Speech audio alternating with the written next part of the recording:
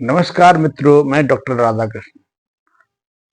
पिछले वीडियो में मैंने आपको बताया था कि यदि आपकी मिट्टी, आपके खेत की मिट्टी स्वस्थ है, पूरी तरह से उपजाऊ है, तो फिर आपको किसी भी तरह की फसल लेने के लिए, किसी तरह की साग सब्जी उगाने के लिए ज़्यादा प्रयास करने की आवश्यकता नहीं पड़ती, क्योंकि आपकी मिट्टी में पहले से इतने पोषक तत्व रहते हैं कि सहजता से बिना प्रयास के आप अच्छी फसल ले पाते हैं।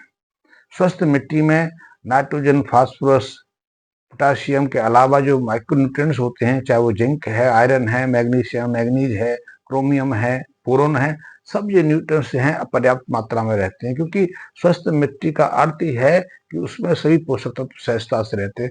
स्वस्थ मिट्टी का अर्थ ही है कि उसमें माइक्रोबियल संरचना जो है, जीवाणुओं की जो गतिविधि है वो सामान्य है, और जिस मिट्टी में जीवाणु हैं वो सचेत मिट्टी है, जीवांत मिट्टी है। ऐसी मिट्टी में निरंतर गतिविधियां चलती रहती हैं, मिट्टी अपनी जो आवश्यकता है उनको ग्रहण करती रहती है, और ऐसी मिट्टी में ऐसे जो पोषक तत्व आते कहाँ से? ये अभी कभी आपने सोचा है कि ये पोषक तत्व आते हैं फसल अवशेष से? ये पोषक तत्व आते हैं जो जो पशु पक्षियों के मृत शरीर से, पशु पक्षियों के जो अपशिष्ट भाग होते हैं, मलमूत्र होते हैं, उनके डिकम्पोजिशन से। क्योंकि जो भी सूक्ष्म जीवाणु हैं, जो भी माइक्रोबियल संरचना है, अपने जीवन के लिए, अपने मल्टीप्लिकेशन के लिए, अपनी संख्या बढ़ाने के लिए ऐसे ही कार्बनिक पदार्थों का प्रयोग करते हैं। जैसे हमें अपने को स्वस्थ रखने के लिए, अपने शारीरिक विकास के लिए, अपने रोग प्रतिरोधक क्षमता के लिए, या अपने जीवन के विविध कार्यों करने के लिए भोजन की आवश्यकता है। भोजन के रूप में हम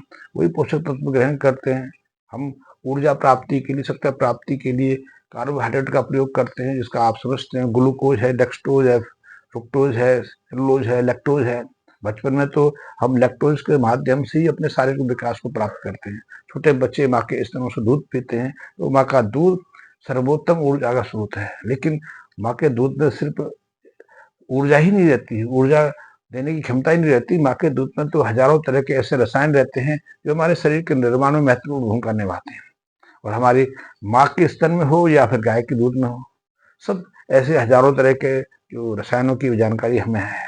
तो उसके माध्यम से बचपन में हमारे शरीर का विकास होता है, उसी से हम स्वस्थ भी रहते हैं और नाना प्रकार की बीमारी से बचे रहते हैं। तो पहला तो हो गया कार्बोहाइड्रेट का स्रोत, ऊर्जा का स्रोत। दूसरा है शारीरिक निर्माण के लिए प्रोटीन की जरूरत पड़ती है। प्रोटीन की जो सूक्ष्म संरचना है उनको अमीनो एसिड कहते हैं।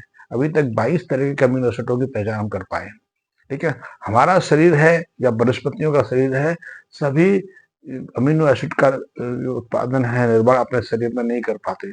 हमारे अपने शरीर को 10 से ज्यादा अमीनो एसिड की जरूरत पड़ती है, जिन्हें हम बाहर से ग्रहण करते हैं, दूसरी वनस्पतियों से, दूसरी चीजों से ग्रहण करते हैं, और बाकी के जो 12 हैं हम हमारा शरीर निर्माण कर लेता है। यदि हमें ये 12-10 जो अमीनो एसिड से जो ना मिले तो उनकी कमी हो जाएगी, हम बीमार पड़ जाएंगे, हमारा शारीरिक विकास रुक जाएगा। ठीक इसी तरह वनस्पतियों को, हमारे खेत की फसलों को भी अमीनो एसिड की जरूरत होती है, क्योंकि उनके शारीरिक विकास, पौधों का विकास उसी अमीनो एसिड पर निर्भर है। यद्यपि हमारी वनस्पतियां अधिकांश अमीनो एसिड को खुद निर्मित कर देती हैं। अमीनो एसिड का निर्माण नाइट्रोजन से होता है, इसीलिए जब फसलों की ग्रोथ का समय होता है, सर्वाधिक जरूरत नाइट्रोजन की रहती है। नाइट्रोजन की यदि पर्याप्त उपलब्धता उसमें नहीं है तो ग्रोथ रुक जाएगी, विकास रुक जाएगा, पत्तियां पीली पड़नी शुरू हो जाएंगी, मुरझाने शुरू हो जाएंगी या मरने शुरू हो जाएंगी। इसलिए बुआई के समय भी और बुआई के बाद भी सबसे पहले हम यूरिया के माध्यम से नाइट्रोजन अपनी फसलों को देते हैं। डीएपी के माध्यम से भी हम नाइट्रोजन के साथ फास्फोरस देते हैं, क्योंकि फास्फोरस जड़ों के विकास के लिए महत्वपूर्ण है। जड़ों के अलावा जो तने हैं उसके विकास के लिए बहुत जरूरी है। तो इसलिए बुवाई के समय हमें डीएपी के रूप में नाइट्रोजन और फास्फोरस देने की जरूरत पड़ती है। यदि नाइट्रोजन फास्फोरस की उस समय उपलब्धता ना हो तो अंकुरण की प्रक्रिया धीमी पड़ जाती है। बहुत सारे जो हमारे बीज हैं वो तो अंकुरण से पहले ही नष्ट हो जाते हैं। और यदि उस समय अंकुरण के समय पर्याप्त नाइट्रोजन उपलब्ध हो जाए, पर्याप्त फास्फोरस उपलब्ध हो जाए, और साथ ही उस समय, क्योंकि एनर्जी प्राप्ति में सबसे पहला जो महत्वपूर्ण भूमिका निभाने वाला तत्व है वो पोटासियम है। यदि पोटासियम की कमी रह जाए तो फिर पर्याप्त एनर्जी रासायनिक क्रियाओं को उपलब्ध नहीं होता है, तो विकास की प्रक्रिया बचपन में ही मर जाती है। तो 3 तत्व तो बहुत जरूरी है जो हमें अंकुर के साथ चाहिए पहला नाइट्रोजन, दूसरा फास्फोरस, तीसरा पोटासियम। नाइट्रोजन के माध्यम से पेड़ का विकास होता है, उनकी की संरचना का विकास होता है, चाहे वो न्यूक्लिक एसिड हो या पत्तियों का विकास हो, तने का विकास हो, जेलियम वगैरह जितनी भी वानस्पतिक संरचना है, इनके लिए सबसे महत्वपूर्ण नाइट्रोजन। नाइट्रोजन के माध्यम से क्लोरोफिल का विकास होता है। इसी क्लोरोफिल से पौधा अपनी भोजन निर्माण की प्रक्रिया जारी रखते हैं। यदि नाइट्रोजन नहीं मिलेगा तो फोटोसिंथेसिस प्रभावित हो जाएगा। तो इसी नाइट्रोजन को पर्याप्त मात्रा में देने के लिए हम यूरिया का प्रयोग करते हैं, और यूरिया का प्रयोग हम तो पूरी फसल में 3 बार 4 बार करते हैं, ताकि जब भी जरूरत पड़े नाइट्रोजन हमारे पौधों को मिल जाए। तो मैं बता रहा था कि हमारी फसलों को भी हमारी तरह विशेष पोषक तत्वों की जरूरत होती है। यदि मिट्टी स्वस्थ है तो मिट्टी के अंदर ये पोषक तत्व पहले ही रहते हैं, और ये पोषक तत्व मिट्टी को मिलते हैं ह्यूमस से, कार्बनिक पदार्थों के डिकम्पोजिशन से, अपघटन से। तो यदि मिट्टी में पर्याप्त कार्बनिक ऑर्गेनिक कार्बन है, ह्यूमस है, तो फिर हमें कोई विशेष रासायनिक खाद के रूप में इन फर्टिलाइजर, इन चीजों की जरूरत नहीं पड़ती है। मिट्टी में पहले से ये रहते हैं, इसलिए ऐसी मिट्टी को स्वस्थ कहते हैं। और ऐसी स्वस्थ मिट्टी में आप किसी भी तरह की फसल लेंगे तो आपको विशेष प्रयास करने की जरूरत नहीं है। और सबसे बड़ी चीज तो ये है कि ऐसी मिट्टी में हमारी फसलों में, पेड़ पौधों में किसी तरह के रोग का खतरा भी नहीं रहता है। हमारी फसलें, हमारे पेड़ पौधे रोगों से सुरक्षित रहते हैं। और यदि रोगों से सुरक्षित हैं तो फिर हम क्यों कीटनाशक खरीदेंगे?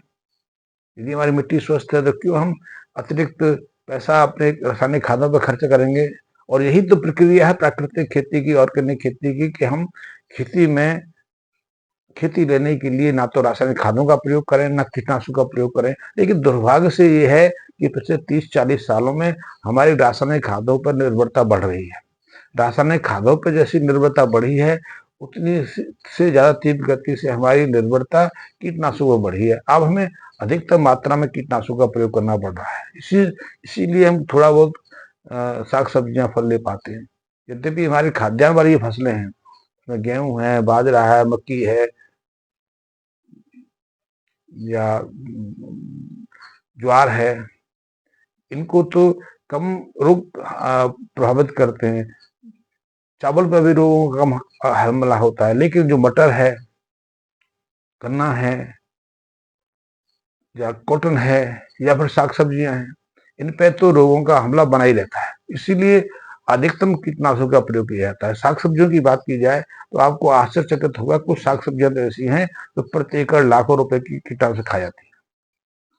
इन पर किसानों को लाखों रुपए कीटनाशकों के ऊपर खर्च करना पड़ता है, तभी वो ऐसी फसलें ले पाती है। इसमें हरी मिर्च है, हरी मिर्च में सबसे ज्यादा कीटनाशकों का प्रयोग होता है।